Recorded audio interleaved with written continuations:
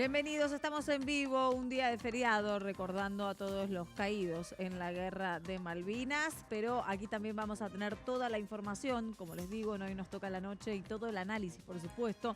Vamos a estar hablando de economía y de la visión del gobierno de Mauricio Macri en cuanto a la situación económica. ¿Qué pasa con la siembra? ¿Qué pasa con la infraestructura que se ha logrado en determinados lugares? Habló precisamente el jefe de gabinete de la Nación, Marcos Peña, le dio una entrevista a Luis Novarecio. Allí dio un lineamiento de lo que el gobierno cree y apuesta en cuanto a la economía, que es uno de los temas que siempre viene dando que hablar día tras día, en cuanto a la inflación, en cuanto a al posible alivio que puede llegar a dar la siembra también, y qué pasa con aquellas personas en las que cambiaron su realidad a partir de las obras de infraestructura. Pero a pesar de esto también la contracara, ¿no? ¿Qué es lo que sucede en esas personas que no llegan a fin de mes? Otro de los temas que vamos a hablar, un tema gravísimo que siempre tratamos de seguir constantemente con Nicolás Luca, una nena de 11 años en San Juan que se descompensó en el colegio. Cuando la llevaron al hospital, corroboraron, estaba embarazada, la nena confesó de que había sido abusada por el padrastro. Mañana va a estar declarando en una cámara Gesell, y después de esa situación, después de lo que cuente en la cámara Gesell, esta niña van a resolver si le pueden dar el aborto, y es otro tema más que realmente abre la situación de que si se cumple o no el Código Penal. Pero también vamos a hablar de Icardi, señoras y señores, porque Icardi parece que tiene frentes en todas partes, ¿eh? No descansa ni un minuto. Vuelve por un lado a jugar con el Inter, parece que todo va a descansar, parece que se va a relajar, pero a todo esto parece también que lo tiene en la mira la barra brava del Inter. Tenemos mucha información, mucho análisis, quédense, hay mucho para resolver.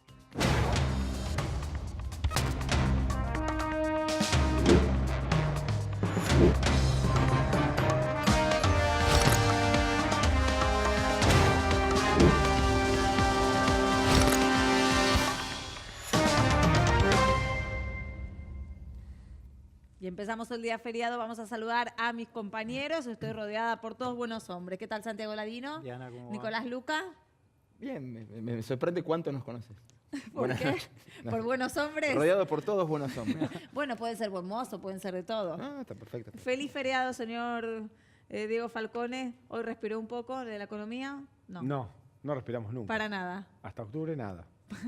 Bueno, vamos a recordar en un principio estos 37 años de la Guerra de Malvinas, pero teniendo en cuenta de que en el día de hoy se han realizado actos en todo el país, en las principales plazas. El presidente de la Nación, Mauricio Macri, recibió a familiares en la residencia de Olivos y pasó lo siguiente.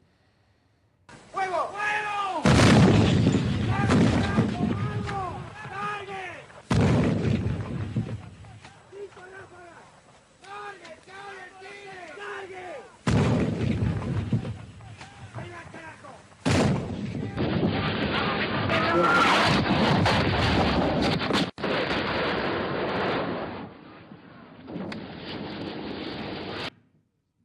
Bueno, estamos con unos inconvenientes técnicos que no pudo salir lo que dijo hoy el presidente de la Nación. Habló de la importancia de la soberanía en las Malvinas, y acá se abre el debate, ¿no? Un poco ver la visión de que muchas veces el 2 de abril estamos enfocados en pedir la soberanía de las Malvinas, y quizás queda un poco de costado esto de recordar a los héroes que estuvieron allí representando al país, tan despojados, ¿no? de tanta seguridad. Nicolás, en este contexto, ¿cómo evaluamos, ¿no? Por un lado, tener que recordar a las víctimas, ¿no? de este hecho, y por el otro lado, también pedir la soberanía. Es como que entra ahí en una cosa de que si el 2 de abril es todo junto. Sí, lo curioso es que todavía no podemos resolver puertas para adentro cómo recordamos la Guerra de Malvinas. Hay personas, vos recién utilizaste las palabras víctimas, hay otras personas que consideran que no hubo víctimas sino que fueron soldados, hay otros que te dicen que a los 18, ¿y qué querés? Que no tengan 18 años, necesitamos que sean jóvenes y estén en forma. Además de en forma deberían estar formados, te dicen otros. y todavía no resolvemos puertas para adentro. ¿Qué hacemos? Si fue una gesta... ¿Cómo si unificamos? ¿Cómo unificamos? Si fue una guerra, si fue un conflicto de escaso tiempo. Es verdad que fue una de las primeras guerras relativamente modernas. Fue una guerra relámpago, una guerra de 3 meses, menos de 3 meses. Pero todavía nosotros no cerramos las heridas puertas para adentro. Y bastaba hoy con pasear por las redes sociales para ver cómo se estaban tirando con todo los que recordaban a los... ¿Hubo varios enfrentamientos en las redes? Sí, no, pero se tiraron con todo. De un lado, la postura más militarista, sosteniendo que fue una guerra y que los jóvenes conscriptos eran soldados y partiendo de esa base, cosa que una cosa no quita la otra, que fueran jóvenes conscriptos no quita que no fueran soldados, ¿no? O sea, las dos cosas. Y por el otro lado, la mentalidad que sostiene que eran pobres víctimas de una guerra que no nos tenemos que olvidar nunca que fue declarada por una dictadura, ¿no? Del mismo modo que no nos tenemos que declarar nunca que nunca en la historia de la Argentina estuvo tan llena la Plaza de Mayo como ese 2 de abril. Así que a veces es muy fácil... Sí, lo que analizábamos ayer mucho con Emma. A veces es muy fácil culpar a una dictadura, pero yo no... Me sorprende a veces las muestras de apoyo, como para decir, no, fue la orden de una dictadura, nosotros no tuvimos nada que ver. Y después lo último, de lo que hablábamos ayer, ya hay una diferencia generacional que hace que sea muy difícil que los chicos sientan empatía por algo ocurrido que sienten lejano. Hace casi 4 décadas. Es normal que nosotros sentamos empatía, los que la vivieron, los que eran muy chicos, los que vivimos la posguerra. Creo que por una cuestión generacional todos nosotros somos más de la posguerra que de la guerra, y nosotros convivimos con los hijos de los excombatientes, con los hijos de los suicidados, con los hijos de los que no recibían ni tratamiento psiquiátrico. Nosotros vivimos las secuelas de una guerra. Algo más directo. Algo más... O sea, cada generación tiene su cuestión directa. Y los chicos de hoy, uno se pregunta qué tienen de directo con Malvinas más allá del mismo DNI que los excombatientes. Diego, ¿cómo podemos analizar la parte económica también de la isla en este caso? La isla no tuvo interés estratégico para Inglaterra desde el punto de vista económico hasta que se empezó a descubrir el petróleo y obviamente la pesca. Para la Argentina hoy, una de las vías más interesantes que podría explorar es tratar de llegar a acuerdos económicos para sacarle valor a eso. Pero ahí chocás con la idea de soberanía, el hecho de que Argentina considera eso territorio propio y los ingleses piden la autodeterminación de los isleños. Y ahí queda empantanado todo el potencial económico de la zona. Pero es más que todo energético y de ahora. De hecho, Inglaterra empezó a tratar de que se autosustente la isla, el gasto militar que le implica tener desplegada ahí una fuerza de combate por si la Argentina en algún momento vuelve a reclamar su territorio vía la fuerza, que no se puede bancar con los recursos que le genera. Pero un detalle con los conscriptos.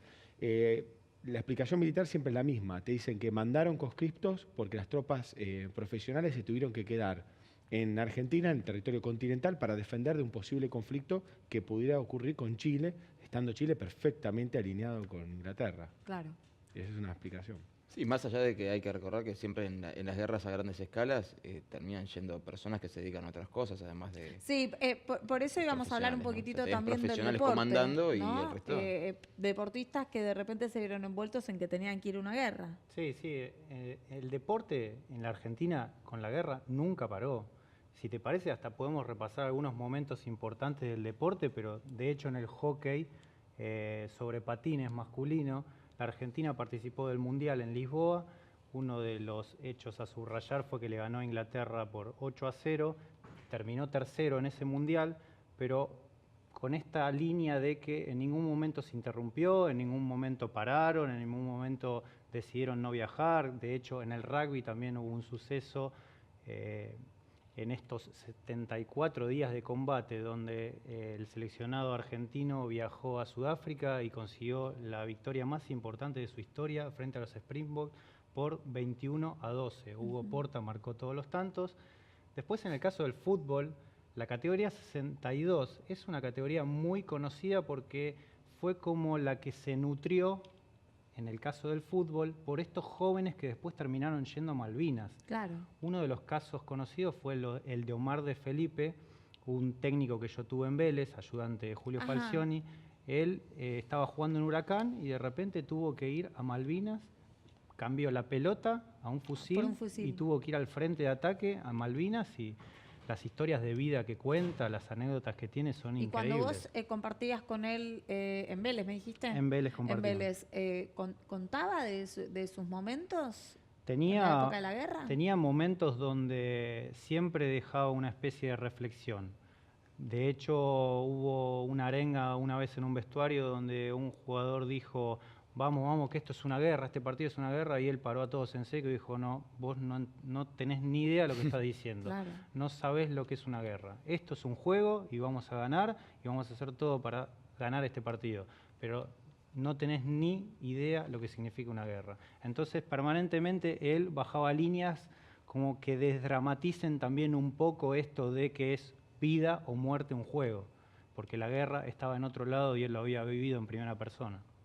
Bueno, más allá de lo que cada uno pueda pensar, sacar como conclusión, yo siempre intento respetar a todas las posiciones, a pesar de tener la mía, la propia, también no olvidarnos, ¿no?, de las cosas que marcaron a nuestra sociedad, que marcan a nuestra sociedad, y recordarlas siempre y tener como referencia para aprender. Vamos a pasar a la información del día de hoy, una información que surgió hace momentos, nada más antes de iniciar el programa, que es el Ministerio de Seguridad bonaerense, que detuvo a 4 policías de la DDI de Avellaneda, Lanús, Nicolás. Sí, está vinculado con lo ocurrido el último fin de semana. Recordemos, en el último fin de semana, el sábado puntualmente, hubo un enfrentamiento, una balacera entre policías de la Federal de incógnito y policías de la bonaerense que estaban de civil porque estaban fuera de servicio. El hecho ocurrió porque una persona denunció ser extorsionada por la DDI de Avellaneda para que no le armara una causa por venta de estupefacientes y que la policía bonaerense le habían pedido 270.000 pesos. La fiscal Garibaldi, la misma fiscal de la causa de Independiente por abusos sexuales a jugadores menores de edad de Independiente, dijo, bueno, estando denunciada la policía bonaerense, le doy intervención a otra fuerza de seguridad. La intervención a la Policía Federal llega y en el momento en que están haciendo la transacción se identifican y los otros policías que estaban cobrando la extorsión arrancan a los tiros, se produce el tiroteo, muere un comisario de la DDI Avellaneda, el otro es detenido. Y hoy se produjeron 4 detenciones y hay otra que están intentando que se produzca en este momento, que es la del propio titular de la DDI de Avellaneda. Evidentemente tocaron una fibra muy sensible. La fiscal Garibaldi actuó tan rápido que el mismo sábado había sido la denuncia. Perdón, el mismo día que se produce el enfrentamiento había sido ese mismo día, un par de horas antes la denuncia. Actuó con suma velocidad. La Policía Federal también actuó con toda la rapidez que requería el caso y bueno, la investigación parece que va rapidísimo. Seguramente en las próximas horas o en el va a día seguir de habiendo mañana, novedades. En el Ministerio de Seguridad de La Plata en este momento están todos trabajando, o sea, lo hemos visto todos nosotros que entramos, estamos todos en línea. Sí. Así que hay novedades, habrá novedades por ahí en el transcurso del programa. Pero, incluso trascendieron las fotos, ¿no? De los detenidos. Bueno, esta foto es del comisario que falleció en el fin de semana, baleado por la Policía Federal en medio del tiroteo. Las fotos de los detenidos están de espaldas. Es curioso porque uno es de asuntos internos. Después están, bueno, obviamente acá tenemos que secuestraron cuadernos con anotaciones. Sigue habiendo gente que tiene la costumbre de anotar en cuadernos. No aprendieron nada en los últimos meses. Notebooks, son también personas pendrives. De otras generaciones a veces, por ahí. Sí, pero el cuaderno, viste, es como, por lo menos la noticia te tienen que sacudir un poco, ¿no? Pero bueno, siguen usando cuadernos, un poco más de glamour porque son Rivadavia, pero tapadura. No por desmerecer a los otros, pero la tapadura es más duradera. Bueno, y de resto, tablets, discos rígidos, pendrives. Bueno. Y se está esperando, se aguarda la detención. Al momento de arrancar el programa, estaban yendo a la casa del titular de la DDI. Hay que ver si lo encuentran. Bueno, si hay algún tipo de información, tenés prioridad para poder dárnosla, Nicolás. Vamos a seguir con el análisis en cuanto a la economía principalmente y a lo que piensa el gobierno de Mauricio Macri, porque todos los días tenemos información, sube el dólar, baja el dólar, suben las tasas, bajan las tasas, la intervención del Banco Central, la gente que no llega a fin de mes, las ventas que bajan, etcétera, etcétera. Bueno, ¿qué es lo que piensa el gobierno? Lo dijo Marcos Peña o habló al menos al respecto, en una entrevista que le dio a Luis Novarecio, y para eso necesitamos el análisis y un poco todo el contexto tuyo, Diego, porque vos venías anticipando parte de las cosas que dijo Marcos Peña en la entrevista. Sí, primero la noticia es que apareció Marcos Peña.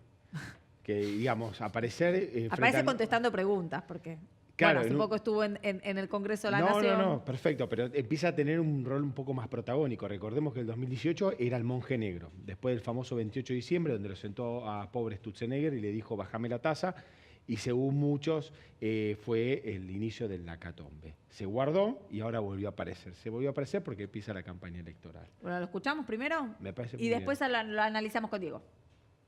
Nosotros hemos comenzado un camino estructural, de raíz, de fondo, de ir no por los atajos, sino por las soluciones estructurales, que claramente nos está llevando más tiempo y con más dificultad de lo que previmos y de lo que dijimos.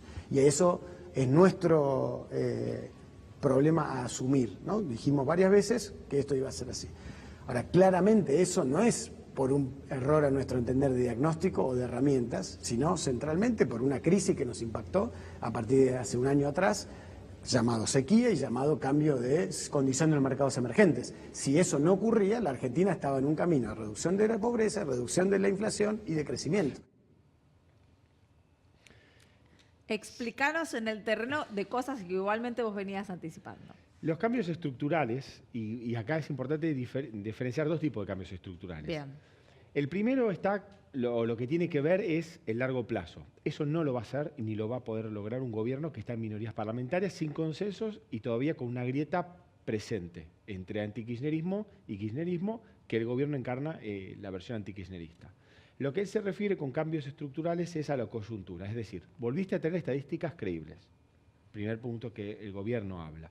Segundo, resolviste o empezaste a resolver el déficit energético, es decir, Argentina importaba energía porque le faltaba gracias a Vaca Muerta, pero también a los programas para construir parques de energías renovables. El otro tema que resolviste es dolarizar las tarifas. En realidad te retrotrajiste a los 90. Nosotros teníamos en los 90 un INDEC. No es muy lindo que digas eso, ¿no? Queda como muy... Pero depende que mirás de los 90. Porque amistoso. te quedás con la pizza con champán o te quedás con una de las mejores reformas de mercado energético que tuviste, superávit de energía, una economía estable.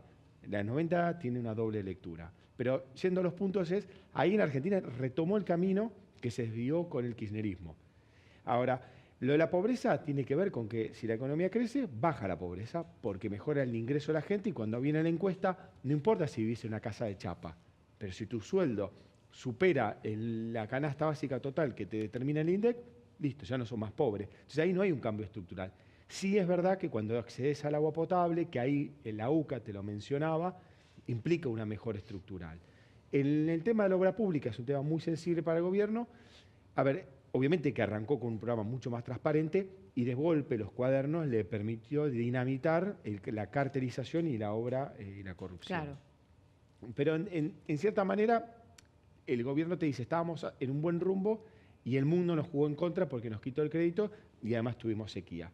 El rumbo estaba un poco lento porque obviamente el gobierno no tenía por ahí margen o consideraba que no había margen para acelerar los cambios tan importantes que estaba la Argentina, pero hay cosas que no pudo tocar o tocó muy poquito, que era el tema impuestos. Y en cuanto a las cosas se le puso en contra, metió mano y subió impuestos a todo lo que se le dio, incluso las retenciones.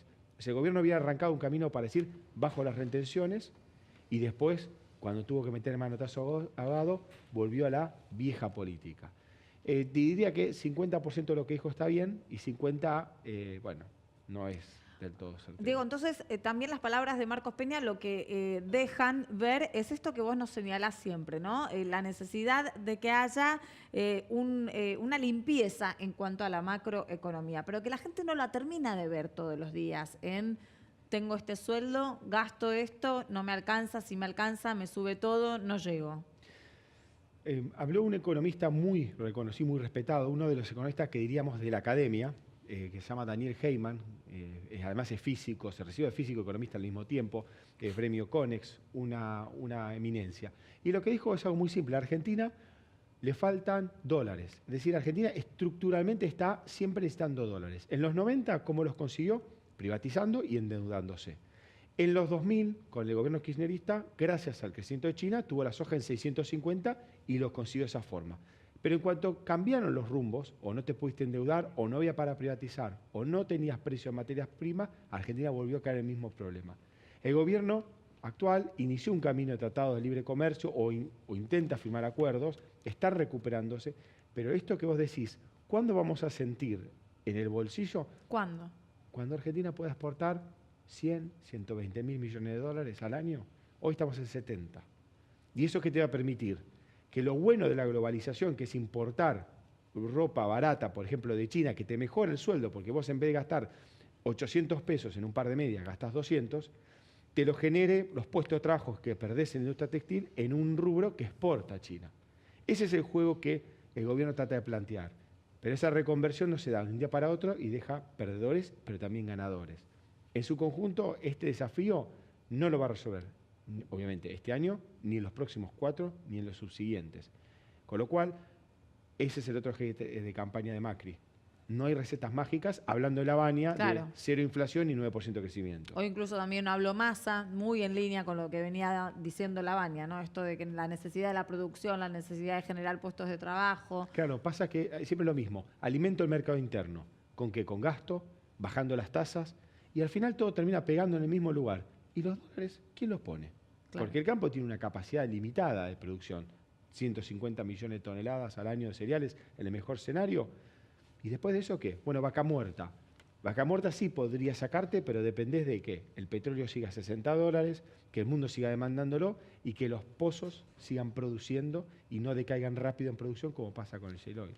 Bueno, vamos a seguir con el popurrí de noticias y análisis. Les pregunto acá a los hombres buenos, como dije yo, a los buenos hombres de la mesa. Icardi, ¿qué te parece como jugador? No tengo opinión. ¿No tenés es del opinión? Inter, a mí me gusta el Milan. Ah, tremendo. Señor, ¿usted? Sobrevalorado. Sobrevalorado. Icardi O sea, no digo que sea malo, digo que está Claro, más valorado está- de lo que es. está por encima de el concepto, vos decís. No digo que sea malo. Puede ser muy bueno, pero te lo venden como si fuera sobresaliente. ¿Y vos, Santi, qué pensás del jugador? Yo lo que pienso es que Mauro reís. Icardi con el Inter atravesó tantos conflictos que está deteriorado en todos los frentes. Está golpeado. Primero fue con los dirigentes, después con el técnico Luciano Spalletti, con el ida y vuelta de declaraciones, y ahora la barra. Sí, los tifosi le bajaron el pulgar ¿Pero a por Mauro qué? Icardi. Y porque consideran que los códigos, los valores están por encima de todo y, bueno, Código, valores. no se sienten identificados con la exposición y con un montón de cosas que consideran que es una pelea muy personal y no estaría pensando ni en el club, ni en la institución, ni en los colores, ¿no? Después de 50 días ausente, ¿no? Parecía como que la situación se estaba un poco ordenando porque el técnico, para el partido de mañana con el Genoa, lo citó y va a jugar. Pero, ¿sabes qué? La ¿Qué? hinchada, la curva Nord, lanzó un comunicado. Así es. Te leo textual lo que dice. Qué sofisticado, Alguna ¿no? de las En Lo de la italiano. barra. Sí, en italiano. Bueno, Lanzan yo un comunicado. Acá sería- un comunicado es un perro decapitado y una bandera colgada, ¿viste? Dice, animamos al club a que tome las medidas para alejarlo del grupo. Para nosotros el valor del equipo debe venir antes del personalismo y el protagonismo en los medios. Por lo tanto, nuestra posición es que Icardi ya no forma parte del Inter y se lo tratará en consecuencia. Durísimo. Claramente no se le va a hacer fácil jugar, no se le va a hacer fácil tratar de concentrarse para dar lo mejor, porque lógicamente tener a toda la hinchada en contra, más allá de los silbidos, más allá de la resistencia, es muy incómodo para la concentración y para tratar de aportar algo bueno al equipo, ¿no? Santi, ¿cuánto hay de Wanda en todo esto? Muchísimo. Lo hemos hablado Con los infinidad tifosi. de veces. Si hay algo que el fútbol trata de preservar es intimidades que siempre tienen que estar, por lo menos o como mínimo, las negociaciones contractuales, lo que pasa en un vestuario, lo que se habla en un vestuario. Wanda Nara se ha encargado de ventilar todo, Claro. de mediatizar la vida de Mauro Icardi en la intimidad, poniéndola al alcance de todos. Y eso es algo que el Y eso fútbol... con información también del club, de los jugadores y demás. Cuando las negociaciones contractuales no prosperaban, Wanda Nara enseguida lo mediatizaba. Esas cosas el fútbol las corta de raíz. No, es muy complicado que un futbolista pueda rendir y es muy complicado que una institución pueda seguir invirtiendo y confiando en un futbolista que su entorno social, su exposición, deja también muy expuesta a la institución. Veremos el desempeño entonces de Icardi, si le afecta o no el tema de la barra. Quédense, porque después del corte vamos a tener en nuestros estudios a Daniel Barberis analizando esta oficina de derechos humanos que pone a disposición el Ministerio de Seguridad de la Nación y que ayer levantó polémica por varios frentes. Quédense.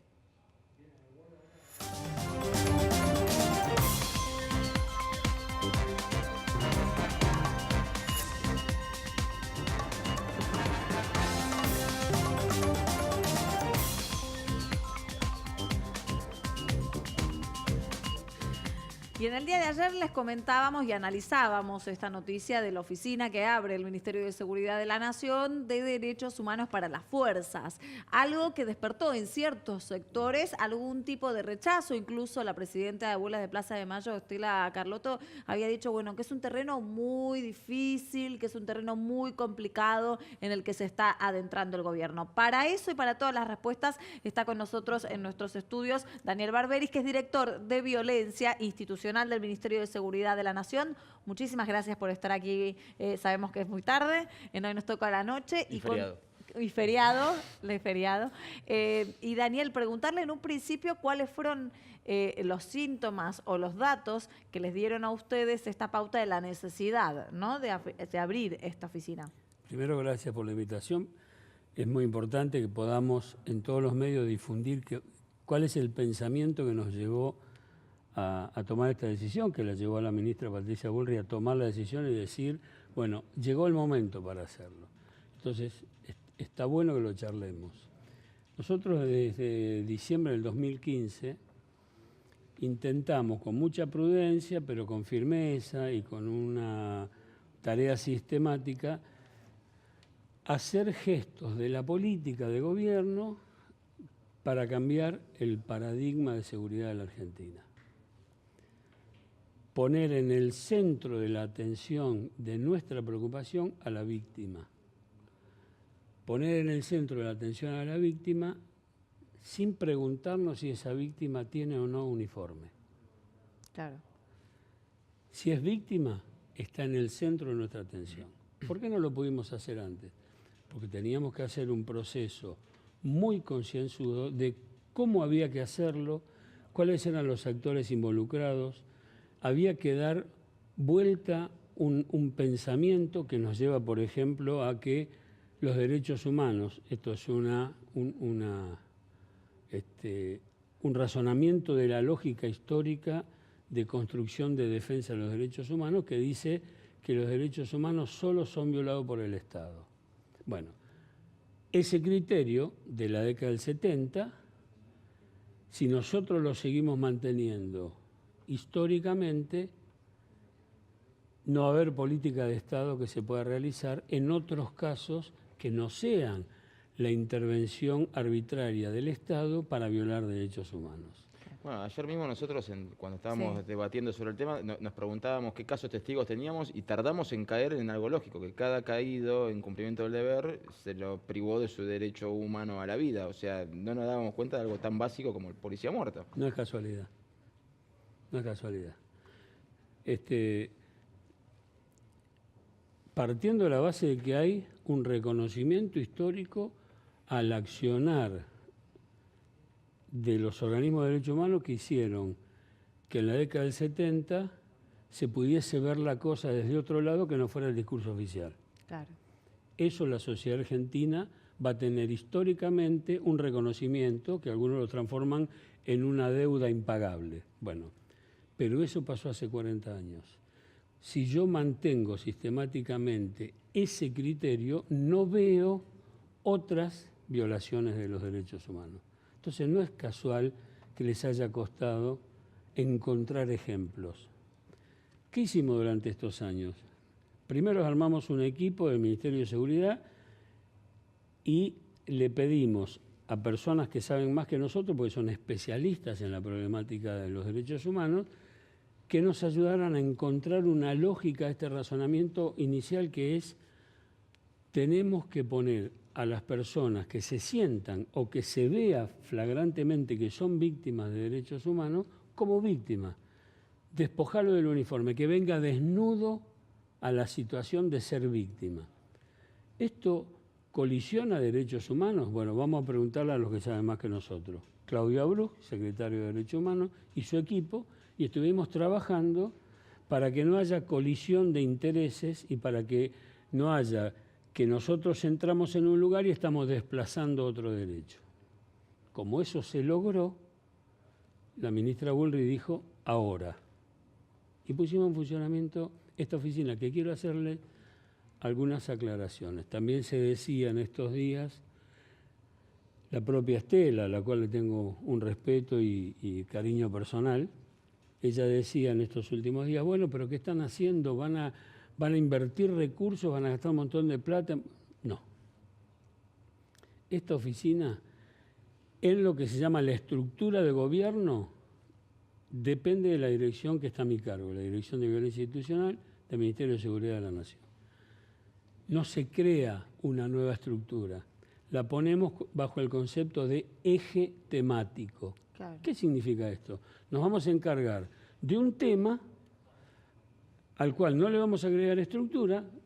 Hicimos ya un trabajo con el área de recursos humanos del Ministerio para preguntar en los confines del Ministerio: che, ¿hay profesionales de derecho que tengan especialidad en derechos humanos en el Ministerio? ¿Sociólogos que tengan orientación estadística? ¿Antropólogos, psicólogos, psicólogos sociales, como en mi caso?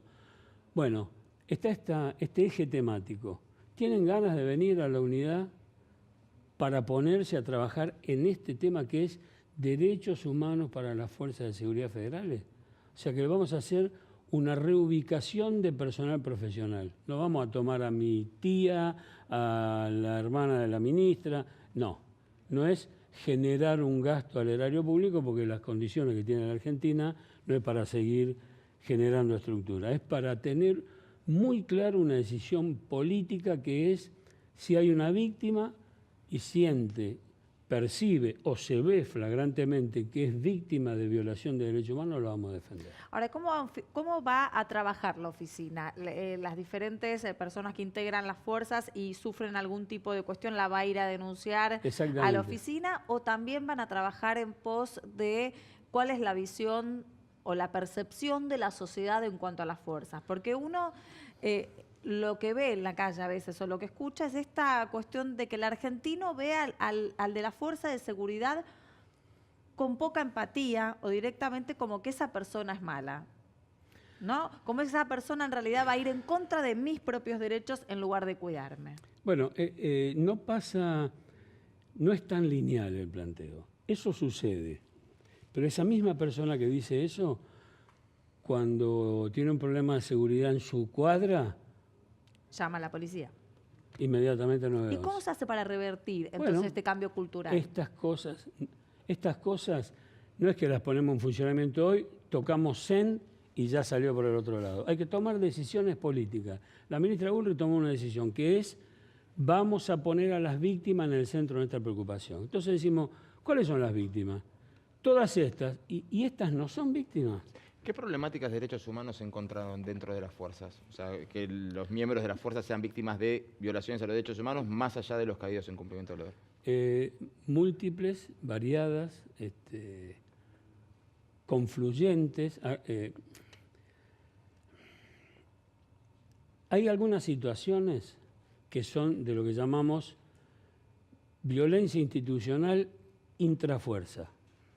O sea, un superior, un igual o un inferior que por distintas razones siente que tiene supremacía sobre aquella víctima que tomó como objeto de su malicia, de poner en tela de juicio, en muchos casos, la hombría de ese efectivo. Entonces, en esos casos intrafuerza hicimos algunas cosas. Por ejemplo, si hay un miembro de una fuerza que denuncia que alguien de la fuerza tiene una actitud de acoso, tiene una actitud de violencia institucional o de quebrar sus derechos humanos, nosotros tomamos ese caso adentro de esta unidad, pero vamos en auxilio con otros instrumentos que también ha generado el Ministerio, como por ejemplo una resolución cuya sigla es SIPA, Sistema de Protección Administrativa, a la cual, si reunimos los elementos de lo que está diciendo ese personal, lo metemos en ese proceso del SIPA para garantizarle su estabilidad, que nadie lo va a echar de la fuerza ni lo va a mandar a un lugar inhóspito porque su jefe descubrió que hizo la denuncia. Entonces, le damos una protección administrativa para que pueda denunciar violencia institucional, violación de los derechos humanos, por lo tanto, violencia de género. Tenemos en el Ministerio una dirección de género que la maneja Carolina Barone, y también casos de corrupción que lo maneja otro funcionario, Manfroni de apellido. Entonces, cualquier persona que denuncia violencia institucional, violación de derechos humanos, violencia de género o corrupción, y los elementos que está dando son constatables, entra en un programa de protección para que nadie lo pueda tocar hasta tanto la investigación termine. O sea que no es que estamos dando un remedio que hace ruido, pero cuando lo buscamos no tiene sustancia. Tenemos este tipo de instrumentos para que las personas se sientan acompañadas, porque el criterio que tenemos es, la ciudadanía, todos nosotros tenemos que sentir que la fuerza de seguridad nos cuida. A eso es a lo que vamos, ¿no? Porque después del caso Bulacio, después de ver también muy enviciados algunos sectores de las fuerzas, uno se queda en que en realidad van a ir en atropello del ciudadano y no que lo va a cuidar. Eso es un cambio cultural que hay que cambiar. Bueno, pero nosotros estamos haciendo algunas cosas. Por ejemplo, tuvimos algunos casos en barrios de la ciudad vulnerables de miembros de prefectura o de gendarmería que no estaban haciendo lo que tenían que hacer. Los exoneramos y algunos de ellos, 14 en el caso de la prefectura, están presos.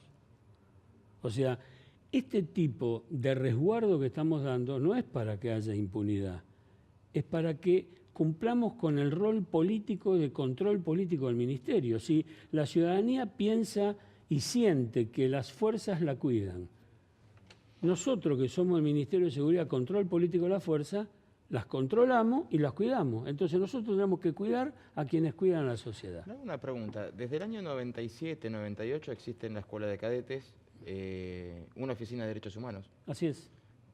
¿Por qué cree que ahora sí es noticia que se extienda, que se cree otra oficina para los ya egresados y en su momento pasó desapercibido lo de la Escuela de Cadetes? Bueno, primero porque tienen índoles diferentes. Esta oficina es del control político de las fuerzas, por lo tanto, está fuera de la fuerza. Claro. Entonces, la índole, o sea, el impacto social que causa esta oficina hace que ustedes me hayan invitado. Si no hubiese causado este impacto, el impacto de las palabras de Estela diciendo, ¿para qué hacemos esto? Bueno, entonces, ¿por qué causa este impacto? Porque tenemos como gobierno la decisión política de cambiar el paradigma y poner a la víctima en el centro de nuestra preocupación. Por eso hay una ley de víctimas. Por eso en nuestra propia Dirección de Violencia Institucional del Ministerio tenemos una unidad de atención a víctimas de delito. O sea, para nosotros es estratégico reconstruir la relación amigable entre la fuerza y la sociedad haciendo dos cosas: controlando para que las fuerzas no se equivoquen en lo que tienen que hacer y también abrazando a las fuerzas para que tengan, si lo decimos en criollo, un palenque donde rascarse. Última, bien cortito como para cerrar. ¿Qué le contesta o qué le dice usted a aquellos sectores que hablan de que Patricia Bullrich se puso la gorra con todo esto y que le da impunidad? En realidad hay más fuerza a las fuerzas. Es no entender el proceso o hacerse el distraído. Yo voy a dar este ejemplo, cortito. Sí. Cuando sale Nelson Mandela en libertad, la tercera cosa que hace es ir a la casa de Cristo Brand. Cristo Brand fue su carcelero. 15 años, un africáner que lo tuvo preso a Mandela. Va a la casa y le dice, Cristo, me ha llegado el comentario que querés escribir un libro sobre nuestra experiencia. El hombre quedó congelado. No, dice Mandela, vengo a animarte a que lo hagas, porque tu libro va a ayudar a la reconciliación. Bueno, entonces quizás lo que necesitamos los argentinos es una reconciliación un poco después de tantas situaciones con Necesitamos tender puentes.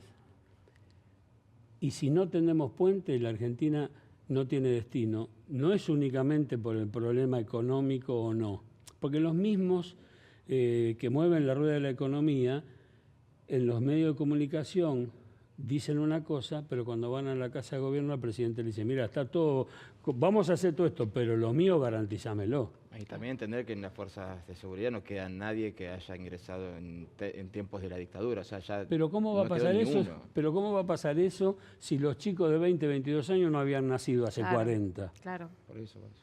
Hay una renovación. Gracias por haber estado con nosotros aquí en Hoy Nos Toca a la Noche. Bueno, lo vamos a seguramente consultar por cualquier situación que vuelva a ocurrir. Ojalá que no haga falta. Nosotros enseguida regresamos, vamos a un corte y enseguida volvemos con nuestro bloque que le denominamos Lo que no puede faltar.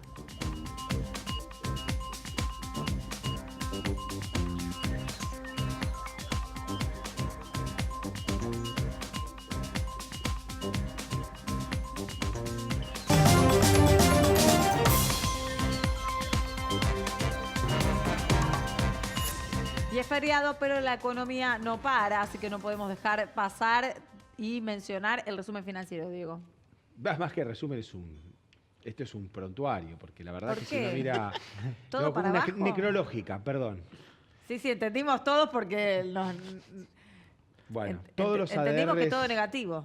Todo negativo. O sea, habíamos arrancado bien abril, tuvimos una buena jornada ayer, había salido bien el dato de actividad de China, de Estados Unidos, que es lo único que nos interesa. Europa es un lindo museo, pero para la economía global importa China y Estados Unidos.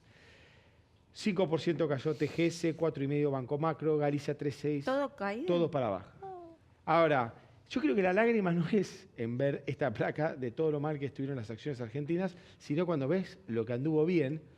Y la verdad que subió solo un poquito de Tenor, IRSA, Corporación América, que es Aeropuertos 2000, en un año que no vamos a estar viajando mucho, pero se supone que las low cost van a potenciar todo lo que es el tráfico aéreo en la Argentina, así que, y Despegar, que subió un 0,2%. Que en realidad Despegar es una acción ya más latinoamericana que propia de la Argentina. Claro. Tenemos varias de esas perlitas como Mercado Libre, que nunca la ponemos en el resumen, pero son esas historias argentinas que trascendieron la frontera, pero lamentablemente solo cotizan en New York. Nuestra plaza local es muy chiquita, no hay ahorristas acá. La mayoría de ahorristas han puesto la plata lamentablemente afuera. Vamos a hablar del Fondo Monetario, porque el Fondo Monetario el 9 de abril nos va a decir qué piensa o qué proyecta para el mundo, cómo va a crecer la economía. Hizo un anuncio en enero y salió Christine Lagarde a decir, está todo bien con tus jóvenes, no hay ningún problema, pero el mundo va a crecer menos. Estamos en una... El contexto mundial entonces es no favorable. Te digo las según tres frases. El Fondo Monetario. Posición precaria, momento delicado y esta es la mejor de todas, desaceleración sincronizada. Bueno, pero Europa ya venía con una desaceleración económica y golpeados. Y bueno, Estados acá no Unidos hablar. Y Estados Unidos frenó un poco el crecimiento económico, pero venía bastante bien.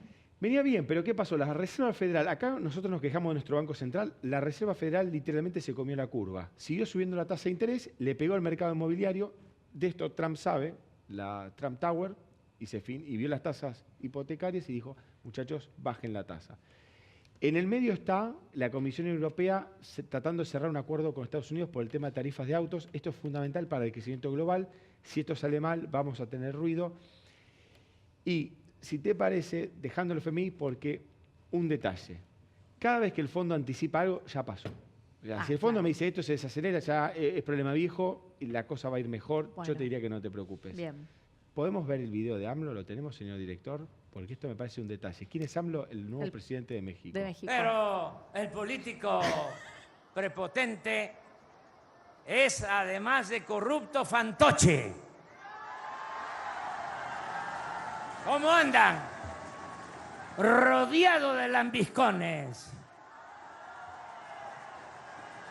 de guardaespaldas. Eso ya se acabó. Aquí les informo, ya no existe el Estado Mayor Presidencial. ¿Saben cuántos cuidaban al presidente? 8.000 elementos. Ya pasaron a la Secretaría de la Defensa. Bueno, Diego, ahí para estaba que hablando cuiden entonces el al presidente pueblo de ahora México. que se está creando Acá- la Un presidente que queda un poco Sobre otros desalineado fantoches, con no el sobre resto. No, allá están hablando que es la nueva Venezuela. Para que te des una idea de dónde el mercado está viendo México, la verdad que ya el mercado se había preocupado mucho antes que asumiera, que está prometiendo crecer al 4%. ¿Por qué? Si acá volvimos a los 70, en México quieren volver a los 40. Entre los años 40 y 70, la economía mexicana, con una fuerte intervención estatal, creció a tasas más del 3%, mucho que ver con el tema del petróleo. Él quiere crecer eso, el ministro de Finanzas le dice, con suerte crecemos un 2%, dependemos mucho de Estados Unidos, y vamos a tener seguramente anuncios de gasto social, de infraestructura, van a tratar de expandir el gasto público. Y yo, no es que abro el paraguas, pero las crisis en la Argentina cuando pegaron feo vinieron de México.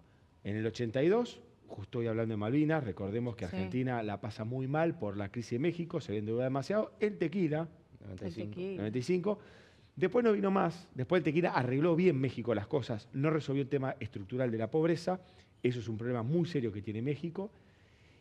Y ahora vamos a ver cómo sigue. Yo lo pondré en el radar, junto con China, el tema de México. Ahora, qué loco de las posiblemente- proyecciones, ¿no? Porque el tipo le dice fantoche a otro vestido así, en la misma semana que le pide a los españoles que pidan perdón llamándose López Obrador. Pero bueno. Bueno, vamos a seguir de cerca entonces lo que sucede en México, porque ya nos anticipó en este caso Diego, de que lo que le sucede a México también tiene repercusiones en la Argentina y en la economía. Sí. Así indica la historia al menos. ¿Por qué breve? Porque los inversores americanos y fondos institucionales miran a México como un primer paso para Claro. irse hacia América. Y si tienen miedo en México, a veces hay contagio.